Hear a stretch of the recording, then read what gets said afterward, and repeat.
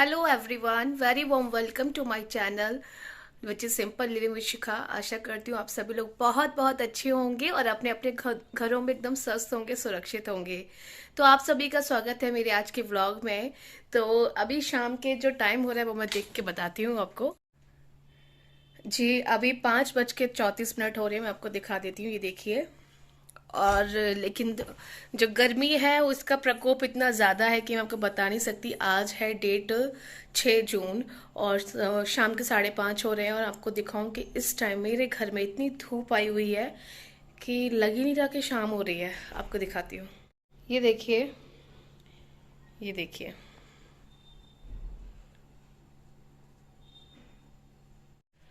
बहुत ज़्यादा धूप है, बहुत गर्मी है।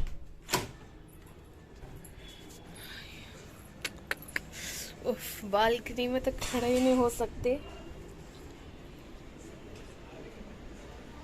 बहुत ज़्यादा धूप है, बहुत गर्मी है। इस तरफ ये पूरा सूरज। तो चलिए अंदर चलते हैं।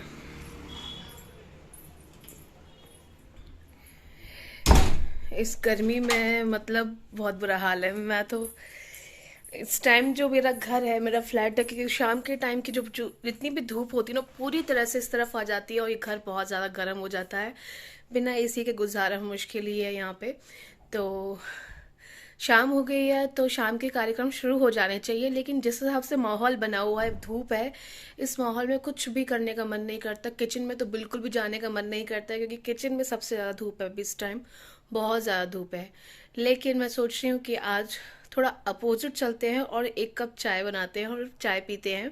मैं चाय डेली नहीं पीती हूँ, जब मेरा दिल करता है तब पीती हूँ। स्पेशली तब पीती हूँ जब मौसम अच्छा हो, ठंडा हो।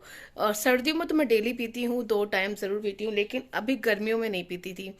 गर्मियों में भी जैसे जिस दिन बारिश हो जाती है, मौसम अच्छा होता है, या फिर कुछ ऐसी चीज़ मैं खा रही हूँ, मुझे चाहिए उसके साथ चाय, तो मैं ज़रूर पीती हूँ। लेकिन आज मैं ऑलरेडी 1 कप चाय पी चुकी हूँ सुबह, लेकिन फिर भी अभी मैं सोच रही हूँ कि चलो छोटा सा कप बना के पी लेते हैं। और तो चलिए चलते हैं किचन में और चाय बनाते हैं। अभी गर्मी धूप तो रहेगी, अभी कुछ महीने तो रहेगी, तो इससे डरना क्या। चलते हैं चाय बनाने।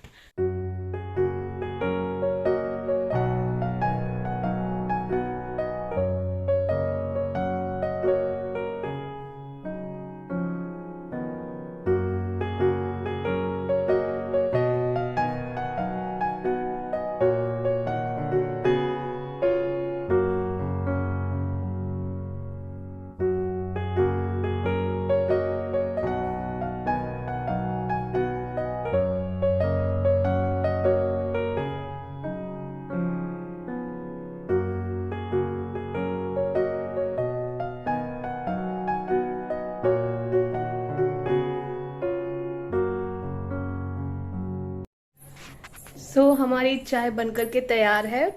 लेकिन चाय तो बन गई है और ये जो कप है ना, ये थोड़ा सा टूट गया है मेरे से। आज ही टूटा है मॉर्निंग में। और ये देखिए, अब इस तरीके के बर्तन हमको यूज नहीं करने चाहिए जो कि टूट जाए या चिटक जाए। तो मैं इसमें अभी चाय पी रही हूँ, उसके बाद फिर मैं इसको फेंक दूंगी, क्योंकि घर में टूटे चटके बर्तनों का इस्तेमाल नहीं करना चाहिए। इससे जो है घर में दरिद्रता आती है, ऐसा मैंने सुना है अपने बड़े बूढ़ों से। तो इसीलिए मैं इसको फिर डिस्ट्रॉय कर दूंगी, हटा दूंगी यहाँ से, और फिर नए कप लेकर आऊंगी। और मैं अभी आप लोगों से कुछ बात करना चाह रही थी। एक्चुअली मैं मैरिड हूँ और मेरे हस्बैंड जॉब करते हैं। फिलहाल मैं कोई जॉब वॉब नहीं कर रही हूँ, घर पर ही रहती हूँ। तो वो सुबह उनकी जो ड्यूटी है वो मोर देन 12 आवर्स होती है एवरी डे, क्योंकि सुबह 9:30 बजे निकल जाना, इनफैक्ट 9:30 से पहले निकलते हैं, 9:20, 9:15 निकल जाना, फिर रात को 9:30 के करीब आना। कभी कभी उससे लेट हो जाना है, क्योंकि काम ज्यादा है तो वो लेट हो जाते हैं। तो मैं उस तो मेरा डेली का रूटीन ये है। पूरा दिन मैं अकेली रहती हूँ। और अकेलेपन में क्या, ये जो अकेला रहना होता है ना, इसमें कभी कभी कोई इंसान डिप्रेशन में भी जा सकता है। It's depend person to person. तो मैं मेरे भी ऐसे दिमाग में नेगेटिविटी और मतलब मैंने अपने अंदर बहुत सारे चेंजेस महसूस किए जब से मेरी शादी हुई और मैं रहने लगी इस तरीके से। और मेरा नेचर थोड़ा अलग है। अलग इन ऐसा सबका अपना इंडिविजुअल एक नेचर होता है हर इंसान का, मेरा भी एक नेचर है। तो मैं अपने आप को मैंने बचाया कि मैं किसी भी तरीके से किसी भी नेगेटिविटी में डीप ना जाऊं और मेरे ऊपर डिप्रेशन हावी ना हो। मुझे फील हो रहा था कि शायद मैं डिप्रेशन में जाने वाली हूं या मैं जा रही हूं, बट मैंने अपने आप को रोका है। मैं क्या चीज है जिसने मुझे रोका है, मोटिवेट किया है, वो मैं आपके साथ शेयर करने वाली हूँ। अगर आप थोड़ा भी भगवान में विश्वास रखते हैं, थोड़ा भी, अगर आप थोड़ा भी रखते हैं, मैं बहुत ज्यादा पूजा नहीं करती लेकिन भगवान में बहुत ज्यादा विश्वास रखती हूँ।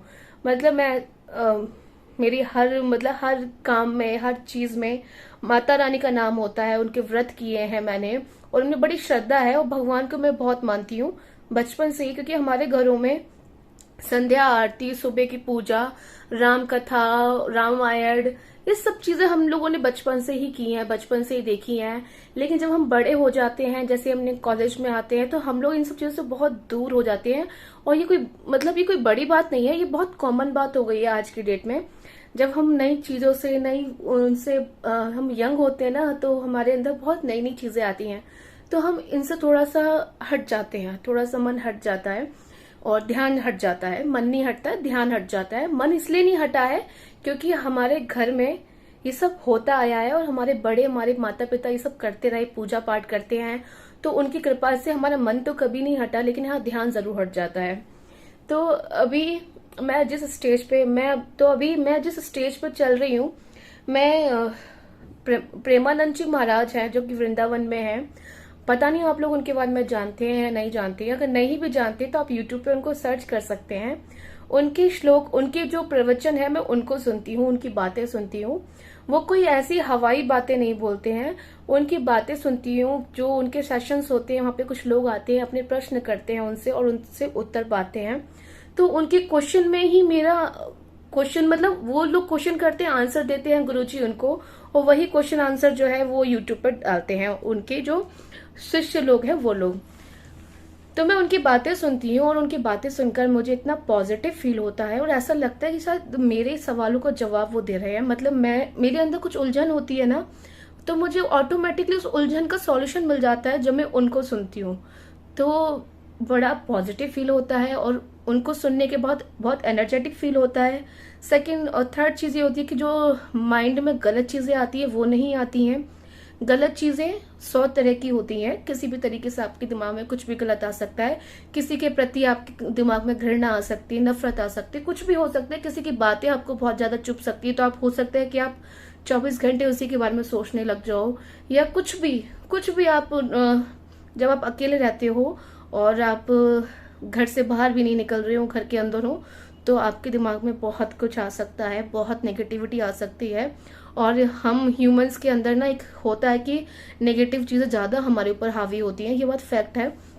लेकिन उस नेगेटिविटी को काटने के लिए, उस नेगेटिविटी से दूर रहने के लिए पॉजिटिव चीजों का इंक्लूड करना अपनी लाइफ में बहुत इंपॉर्टेंट है। तो मेरा तो ये पहला स्टेप है और मुझे इससे बहुत रिलीफ मिल रहा है, बहुत अच्छा लग रहा है। एंड मैंने सोचा कि मैं आपके साथ भी शेयर करूं इस चीज को। अगर जो लोग बिलीव करते हैं भगवान में, ईश्वर में, परमात्मा में, अच्छी बातों में, पॉजिटिविटी में, तो आप लोग उनको जरूर सुनना और उनको सुन के आपको बड़ा अच्छा लगेगा। मैं आपको दिखाती हूँ उनके बारे में थोड़ा सा, अभी अपने फोन में ही दिखाती हूँ, क्योंकि आपसे व्लॉग स्टार्ट करने से पहले मैं उन्हीं को सुन रही थी। और स्पेशली जो बच्चे हैं, जो हॉस्टल में रहते हैं, वो आधा पौना घंटा जरूर उनको सुना करें। और जो बड़े हैं, बुजुर्ग हैं, सब लोग उनको सुना करें, सबके लिए बहुत जरूरी है। ये देखिए, हमारे श्री जी का तिलक लगाया जाता है, तो जो जहां जहां से चश्मा ये नहीं रखा जाता, ये मोड़ यहाँ कर दें। ये नाक की जो दशान है ना, यहाँ से लगाते हैं। गौड़ेश्वर संप्रदाय में यहाँ तुलसी की रचना हो जाती है। हरिदासी संप्रदाय में यहाँ तक ऐसे आ जाता है। निम्बार्क संप्रदाय में यहाँ तक। तो इन्हीं को मैं सुनती हूँ और बहुत अच्छा लगता है। तो अगर आप लोग भी चाहें तो इनको सुन सकते हैं, और अगर सुनते हैं ऑलरेडी तो जरूर बताइएगा मुझे कमेंट करके, और अगर नहीं सुनते हैं तो सुन के देखिएगा, फिर आपको कैसे महसूस होता है मुझे ये भी बताइएगा। तो अभी चाय पी लेते हैं।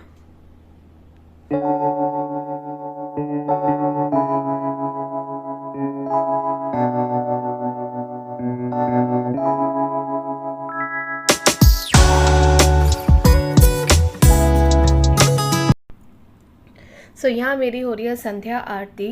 तो शाम से 5:30 से कुछ ना कुछ जो है शाम वाले काम जो है मेरे शुरू हो जाते हैं। थोड़ा चाय बना के पिया, चाय पीते पीते थोड़ा से प्रवचन सुने और भी कुछ वीडियोस देख लेती हूँ, इधर उधर के व्लॉग्स वगैरह भी देख लेती हूँ। और फिर मैंने संध्या आरती किया, और संध्या आरती करने के बाद बड़ा पॉजिटिव और बहुत अच्छा फील होता है। थोड़ी प्रेयर करती हूँ अपनी फैमिली के लिए, अपने लिए। और फिर इसके बाद मेरे जो काम हैं किचन में, मैं आ जाती हूँ। और यहाँ पे देखिए मेरा फ़ोन आया हुआ है मेरी सिस्टर का, तो मैं उससे बात कर रही हूँ। और मैंने प्रेशर कुकर में आलू उबाले थे, तो आज मैं बनाने वाली हूँ इटावा के मशहूर मठाके आलू। जी हाँ, जो लोग इटावा की तरफ के हैं ना, मध्य प्रदेश में भी इटावा के आसपास का जितना भी एरिया है ना, मतलब एमपी का और यूपी का, दोनों ही जगहों पे ना मतलब मठाके आलू बहुत फेमस है। लोग जानते होंगे। और आजकल तो रील भी एक चल रही है कि भाई इटावा से जो है उनको दावत में अगर मठाके आलू ना मिले तो उनके लिए तो दावत फीकी होती है। तो ये बात फैक्ट है। मैं अपनी नानी के यहाँ थी। नानी के यहाँ पे मेरा ननिहाल है वो भिंड में है, ग्वालियर के पास है भिंड। तो वहाँ पे मठाके आलू बनते थे और बहुत ही टेस्टी लगते थे। गर्मियों में ज़्यादातर बनते थे और गर्मियों में ही हम अपनी नानी के यहाँ जाते थे। तो बहुत ही सिंपल सी रेसिपी है, लेकिन इसका टेस्ट इतना अच्छा है कि मैं आपको बता नहीं सकती। अगर आप नहीं बनाना जानते हो, नहीं बनाते, तो आप इनको ज़रूर बना के देखिएगा। तो बहुत ही सिंपल सी रेसिपी है, कुछ ज़्यादा करना नहीं होता। लोहे की कढ़ाई में बनाने वाली हूँ मैं। आलू उबाल के रख लिया, और हरी मिर्च को 2 से 3 हरी मिर्च को मैंने काट के रख लिया है। और इस कढ़ाई में मैं तेल डाल दूँगी। और गर्मियों में बनाना भी बहुत ईजी होता है कि गर्मियों में ना हमें ज़्यादा मसाले वाली चीज़ें खाने का मन नहीं करता, तो इसमें कोई ज़्यादा मसाले भी नहीं होते हैं। तो अभी मैंने यहाँ पे एक साबुत धनिया का बड़ा पैकेट खोला है। तो यहाँ पे मैंने ऑयल डाला है। जैसे ही ऑयल यहाँ पे गर्म होगा ना, तो मैं उसमें जीरा और साबुत धनिया डालूँगी। तो मैंने यहाँ पे जीरा उधर निकाल लिया और थोड़ा साबुत धनिया भी ले लिया है। साबुत धनिया का टेस्ट मुझे काफ़ी अच्छा लगता है, इसलिए मैं डालती हूँ। जैसे जीरा और साबुत धनिया थोड़ा सा भुन जाएगा, हम इसमें डाल देंगे हींग। हींग का फ्लेवर मुझे बहुत पसंद है पर्सनली, इसीलिए थोड़ी सी ज़्यादा। और फिर हरी मिर्च डाल देंगे, थोड़ा सा हरी मिर्च। ये सारी चीज़ें थोड़ा सा भुन जाएंगी, फिर हम इसमें आलू को फोड़ के डाल देंगे। इसी तरीके से रफली हाथ से ऐसे आपको फोड़ फोड़ के डाल देने हैं। उबले हुए होने चाहिए आपके आलू अच्छे से। और इसमें आलू डालने के बाद इसको थोड़ा चलाएंगे, और फिर इसमें हम मसाले डालेंगे। मसाले आपकी चॉइस है, अगर आप थोड़ा ज़्यादा डालना चाहो गरम मसाला वगैरह तो आप डाल सकते हो। मैंने ज़्यादा नहीं डाले, सिर्फ हल्दी डाली और थोड़ी सी रेड चिली पाउडर डाला और थोड़ा सा धनिया पाउडर डाला। आप इसमें गरम मसाला भी ऐड कर सकते हैं। फ़िलहाल मेरे पास गरम मसाला था नहीं तो मैंने ऐड नहीं किया, लेकिन आप चुटकी भर डाल सकते हैं। और इसको अब आलू को ना मसालों के साथ हम मिक्स करेंगे, और फिर इसको 5 से 7 मिनट तक मैं ऐसे ही भूनूंगी। लगातार ऐसे थोड़ा थोड़ा चलाती रहूँगी और फिर भूनती रहूँगी। तो फिर भूनने के बाद फिर हम इसमें अपना जो दही मट्ठा होता है ना, मट्ठा हम उसको बोलते हैं छाछ। अगर कोई लोग नहीं समझ पा रहे मट्ठा क्या होता है, तो छाछ होती है जो हम दही को पतला करके उसका इस्तेमाल करते हैं, उसको हम मट्ठा बोलते हैं। और अभी मैं यहाँ पर डालूँ थोड़ी सी कसूरी मेथी। आप ज़रूर डाल के देखिएगा, कसूरी मेथी से ना मट्ठा में के आलू में जो टेस्ट आता है, खुशबू आती है ना, वो अल्टीमेट है। मतलब मैं उसको बयान नहीं कर सकती, मेरे तो फेवरेट है मट्ठा के आलू, तो मुझे बहुत पसंद है। दही को थोड़ा पतला किया है, उसमें ऐसे मैंने फेंट के इसमें डाला है। और इसमें मैंने सब कुछ डाला है, लेकिन अभी तक नमक नहीं डाला है, क्योंकि मैं नमक बाद में डालूंगी जब इसमें बॉयल आ जाएगा। अगर हम पहले से नमक डालते हैं तो दही के जो हम दही मट्ठा यूज़ करते हैं ना, उसके फटने के चांसेस ज़्यादा रहते हैं। तो आप अपने हिसाब से मट्ठा डालिए, आपको कितना पतला चाहिए। वहाँ तो पतले पतले ही बनते थे, और मुझे मतलब मीडियम ना, बहुत ज़्यादा पतले भी नहीं, बहुत ज़्यादा गाढ़े भी नहीं, ऐसे पसंद है। तो मैंने यहाँ पे दही और जो पानी मैंने यहाँ पर डालना था मैंने डाल दिया जितना मुझे चाहिए। और अब मैं इसको लगातार चलाती रहूँगी जब तक कि इसमें बॉयल ना आ जाए। तो जब तक बॉयल ना आए तब तक आपको लगातार चलाना है। अगर आप चलाना छोड़ देंगे तो ये फट सकता है। तो जब तक उबाली नहीं आ रही है सिर्फ तब तक आप चलाइए, उसके बाद फिर आप इसको पकड़ी दीजिएगा। तो फिलहाल इसको चलाती रहती हूँ।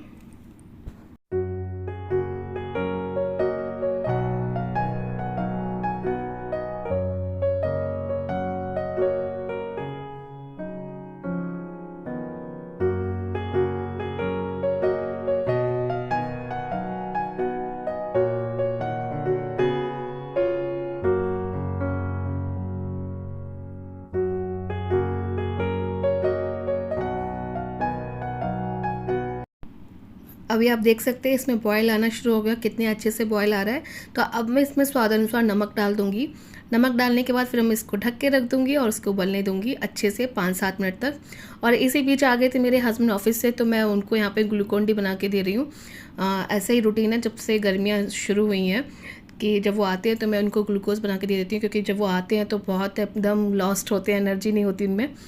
तो 1 ग्लास उनके लिए और 1 ग्लास अपने लिए उनको मैं ग्लूकोज़ दूंगी। तब तक वो ग्लूकोज़ वगैरह पियेंगे, फिर अपने कपड़े चेंज करेंगे, नहाएंगे धोएंगे। तब तक मेरा जो खाना है वो एकदम रेडी हो जाएगा। सब्जी ऑलमोस्ट हमारी पक चुकी है और जो मेरी रोटियां हैं वो भी बना लूँगी। तो मैं उनको ये देकर आती हूँ। और देखिए यहाँ पे हमारी सब्जी मैंने पूरे 10 मिनट तक पकाई है धीमी आंच पर, मीडियम फ्लेम पर। और इसमें मैंने डाला हरा धनिया, आप भर भर के हरा धनिया डाल सकते हो। इसके बाद थोड़ा सा गरम मसाला भी डाल सकते हो। सब्जी हमारी बहुत ही लाजवाब बनी थी। और इसके साथ फिर आप पतली पतली फुलके बना के खाइए, बहुत ही अच्छी लगती है, मेरी तो फेवरेट है। तो हमने बनाया था, मैंने रोटी बनाई थी इसके बाद, और फिर हम लोगों ने डिनर किया। डिनर करने के बाद फिर हम लोग आपस में थोड़ी देर बात करते हैं एक दूसरे के साथ, और रूटीन अपना शेयर करते हैं। वो अपना पूरा दिन बताते हैं कि कैसा कैसे उनके ऑफिस में हुआ। तो ये सब कुछ बातें हम लोग करते हैं, और फिर जो है दूध वगैरह पीते हैं और उसके बाद सो जाते हैं। यही हमारा रूटीन होता है। तो मैं यहाँ पे रोटी बना रही हूँ, पता नहीं मैं क्या देख रही हूँ, इसमें शायद कुछ लग रहा है, तो मैं वो देख रही थी कि क्या है ये। और यहाँ पे रोटी बनाने के बाद जब तक मैं रोटी बनाती हूँ तब तक वो अपना नहाना धोना करते रहते हैं। और इसी बीच हमारी बातचीत भी चलती रहती है। बहुत ज़्यादा बड़ा घर नहीं है, तो ऐसा नहीं कि हम लोग बात नहीं कर सकते। मैं किचन में होती हूँ, बाथरूम में होती हूँ, फिर भी हम लोग बातें करते रहते हैं। सो आई होप आप सभी को मेरा ये व्लॉग अच्छा लगा होगा। अगर अच्छा लगा है तो इसको लाइक ज़रूर करना। मिलेंगे नेक्स्ट व्लॉग में। ये थी हमारी आज की डिनर थाली। Bye bye, take